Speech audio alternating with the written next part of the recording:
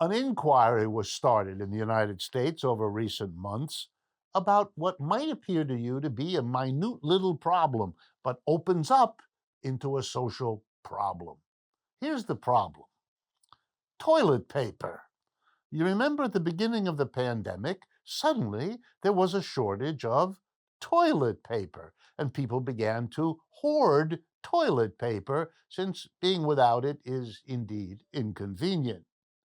Well, it has surfaced again, this shortage of toilet paper, only now it's not quite a shortage.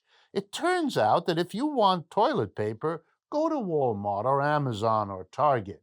They got plenty.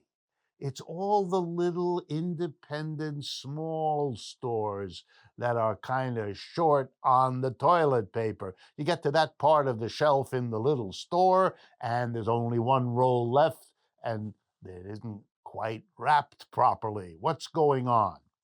Turns out, and this is very important, that in the difficulties of the pandemic and in the difficulties of the economic crash and in the difficulties of global supply chains that bring these products to us, one of the ways that the companies making and distributing them handle shortages is by favoring some customers over others.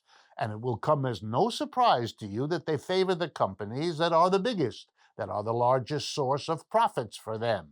And that means you're destroying small business. You're teaching customer by customer that when you leave your home to go get something you need, you probably shouldn't go to the store nearby, not to the store where you know the family, not to the store that you've been going to for all these years, but to one of those big box stores because they're more likely to have it. For those of you that are not familiar, this is a problem small businesses have had. The so-called competitive market destroys small business and is a very useful thing for big businesses who can use their size to crush the little ones.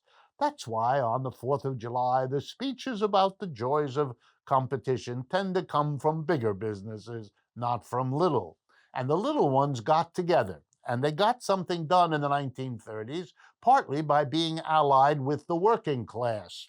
Here's what they got. It's called the Robinson-Patman Act, a law passed in 1936 here in the United States that expressly forbids companies that sell to favor large over small businesses. And the antitrust division of the Justice Department is supposed to monitor and control and enforce that law, which it has not done and is not now doing. That has led, for example, the National Grocers Association to call on Congress and federal antitrust agencies to scrutinize large retailers for violating the Robinson-Patman Act of 1936. We need that. But it's not going to happen because the big companies have always reacted first by opposing laws like that, which they did. And if those laws pass anyway, then they evade the laws. They get around the laws. They amend the laws. They buy the politicians to repeal the laws. You know, like Glass-Steagall with the banks. It's the same game. And if they can't get rid of the law, well, then they work around it. The thing that passed the law is the only thing that will get the law enforced. That would be a political alliance of workers and small businesses to help each other and to see who their common enemy is, and that's the biggest businesses in this society. It's been that way, and the sooner these two movements, working class, small businesses, understand the alliance they need, the sooner they'll be able to solve these kinds of problems rather than complain when it's a little bit late in the game.